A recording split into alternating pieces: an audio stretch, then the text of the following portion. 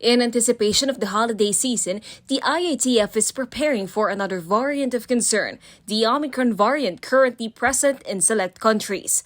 Yesterday, the IATF met to enforce stricter border control measures. In its latest resolution, the IATF announced the list of countries under the red list category effective until the 15th of December, which are as follows. Inbound travel for passengers coming from these countries in the last 14 days is prohibited. Filipinos returning home through the Bayanihan or repatriation flights are exempted but are subject to testing and quarantine protocols. Passengers already in transit coming from these countries will be allowed entry before midnight on November 30. These passengers are subject to a 14-day facility-based quarantine and RT-PCR test. Meanwhile, those who already arrived in the Philippines from the red list countries are required to undergo testing and quarantine protocols. The IATF clarified that its instructions on Hong Kong is that the territory remains under the yellow list category. In the palace briefing, Malacanang explained that countries placed under the red list are those with a local and not imported case of a variant of concern.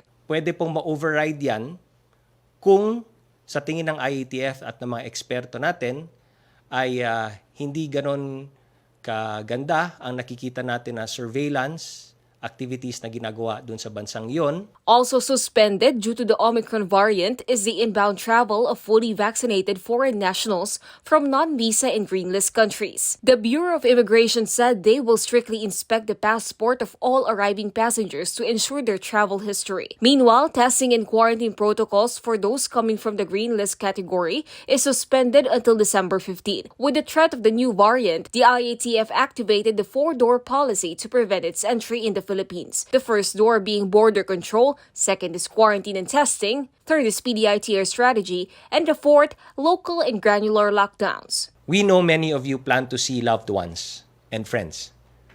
So we appeal to everyone to please remain vigilant.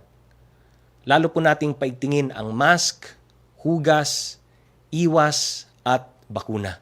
Naomi Tiburcio for The Nation.